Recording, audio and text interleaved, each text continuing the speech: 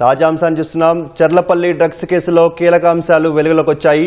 గతంలోనూ వాగ్దేవి ల్యాబొరేటరీస్ పై యజమానిపై డ్రగ్స్ కేసులు ఉండటంతో ముంబై నార్కోటిక్ పోలీసులు నిఘా పెట్టారు. ఆ సంస్థలో కార్మికుడిగా ఓ పోలీసును పంపించి కూపి లాగారు. దానికి సంబంధించి మరింత తాజా సమాచారం మా ప్రతినిధి రమేష్ ప్రత్యక్ష ప్రసారం ద్వారా అందిస్తారు.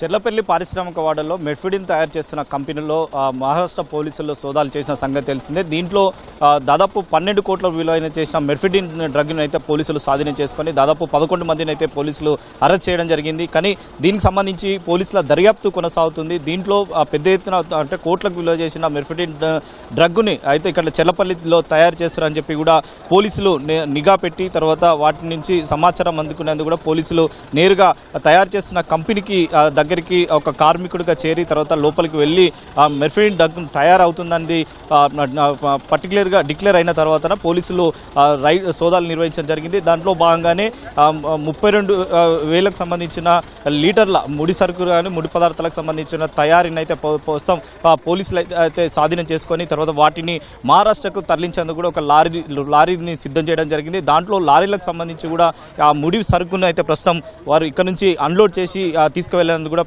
ప్రస్తుతం అయితే కొనసాగుతుంది. దీన్ని అక్కడ మా కోర్టులో హాజరుపరిచి తర్వాత వాటికి సంబంధించి కూడా దర్యాప్తు కొనసాగిస్తామని చెప్తున్నారు. కానీ దీంట్లో దర్యాప్తులో భాగంగా చాలా కీలకమైన విషయాలు అయితే మహారాష్ట్ర పోలీసులు అయితే కనుగొన్నట్టు తెలిసింది. హైదరాబాద్ నగరంలో 3 ప్రాంతాల్లో కూడా మెడ్ఫిడిన్ డ్రగ్ను విక్రయాలు నిర్వహిస్తున్న సమయంలో కూడా మహారాష్ట్ర పోలీసులు విత్ ఆధారాలతో పాటు పోలీసులు అయితే స్వాధీనం చేసుకుని వాటిని సీసీ ఫుటేజ్ కూడా ఆధారాలను కూడా సేకరించడం జరిగింది. వాటిని కూడా రేపు కోర్టులో హాజరుపరిచి దీంట్లో 1,000 కోట్ల రూపాయలకు సంబంధించి కూడా ఈ డ్రగ్కు సంబంధించి కూడా తయారు చేసినట్టు తెలిసింది. అయితే ఎక్కడైతే వాగ్దేవికి సంబంధించి కూడా యజమాని ఎవరైతే ఉన్నారో అతని పైన కూడా గతంలో మహారాష్ట్రలో కేసులు నమోదు కావడం తర్వాత మహారాష్ట్ర నార్కోటిక్ బ్యూరోకి సంబంధించి కూడా పోలీసులు అతనిపై కేసులు ఉన్నప్పటికీ ఆ కేసులను ఆధారంగా నార్కోటిక్ బ్యూరో ప్రత్యేకంగా ఇతని పైన కూడా నిఘా పెట్టడంతో కూడా ఈ డ్రగ్ పూర్తి స్థాయిలో వెలుగులోకి వచ్చినట్టు తెలిసింది. మరొక పక్క బంగ్లాదేశ్ సంబంధించిన ఒక మహిళను కూడా అరెస్ట్ చేయడంతో కూడా అరెస్ట్ చేసిన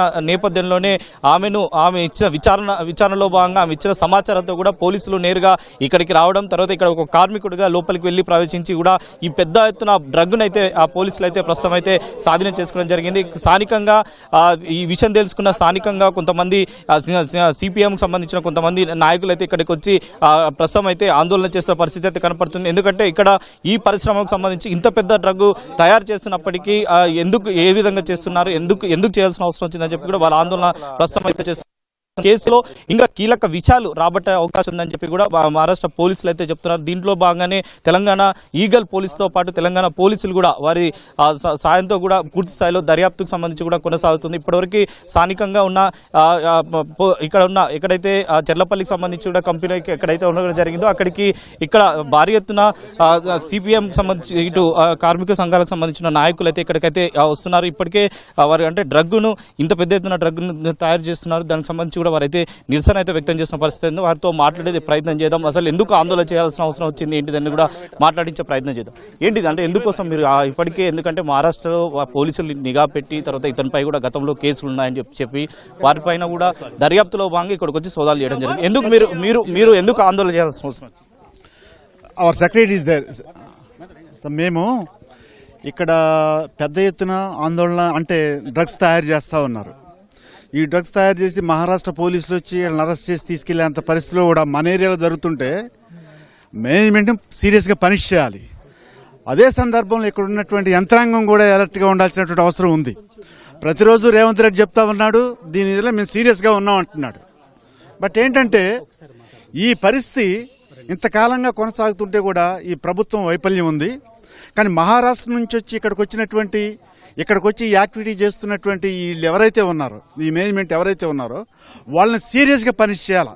ఎందుకంటే దేశంలో ఉన్నటువంటి యువకులకి డ్రగ్స్ అలవాటు చేసి మన దేశాన్ని ఇటువంటి పరిస్థితుల్లో ఈ మేనేజ్మెంట్ సీరియస్గా డిమాండ్తోని భారత communist party Marxist CPIM party తరఫున ఇక్కడ ఆందోళన చేస్తున్నాం. మాకు తెలిసినప్పటి దగ్గర నుంచి దానిలో భాగంగా ఇక్కడ మా పార్టీ సెక్రటరీ కామ్రేడ్ సత్యం గారు వచ్చున్నారు. ఆయన మాట్లాడతారు.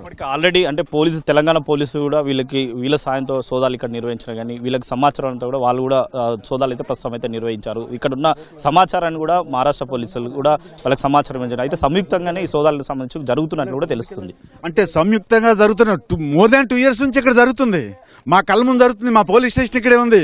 మేమేం చేస్తున్నాం అన్నది మాకు కూడా ఉంది కదా, మా పరిస్థితి కూడా ఉంది కదా.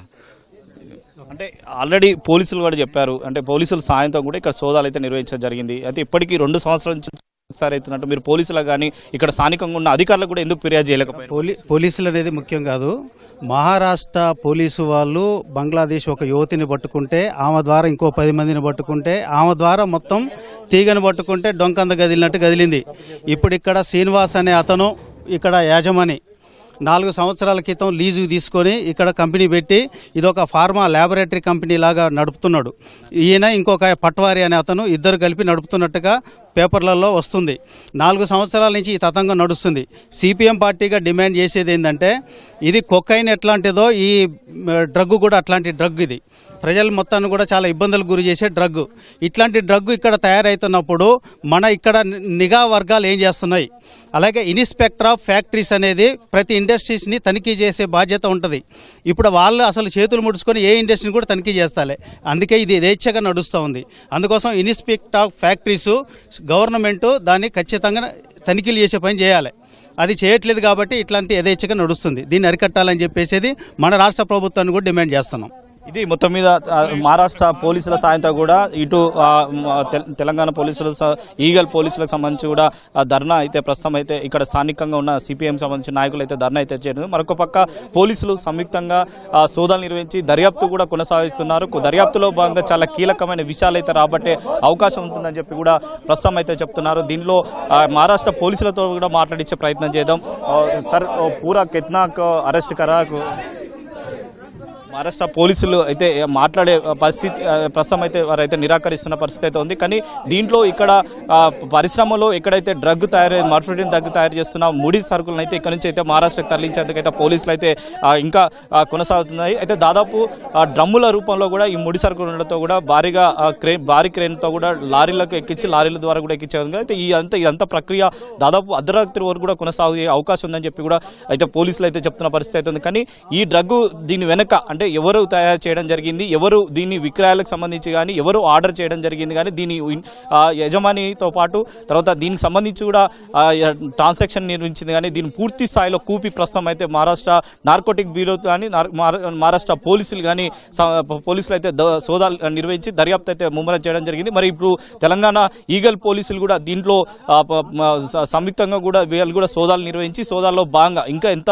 సమాచారాన్ని ఎలాంటి సమాచారాన్ని రాబట్టే అవకాశం ఉంది. ఎందుకంటే కేవలం ఇది లీజుకు తీసుకొని మెర్ఫిడిన్ డ్రగ్ను ఈ విధంగా తయారు చేయడంతో వెనుక ఇంకా ఎవరైనా అస్త్రం ఉందా, తర్వాత దీని వెనుక ఇంకా ఎలాంటి ట్రాన్సాక్షన్ కేవలం దేశవ్యాప్తంగా మాత్రమే సరఫరా చేశారని చెప్పి ప్రాథమికంగా దర్యాప్తులు వెళ్ళినప్పటికీ తర్వాత ఇతర దేశాలకు కూడా ఏదైనా వీళ్ళు సప్లై చేశారనే కోణంలో ప్రస్తుతం అయితే పోలీసులు అయితే దర్యాప్తు అయితే ముమ్మరం అయితే చేస్తున్న పరిస్థితి అయితే ఉంది. Vote studio.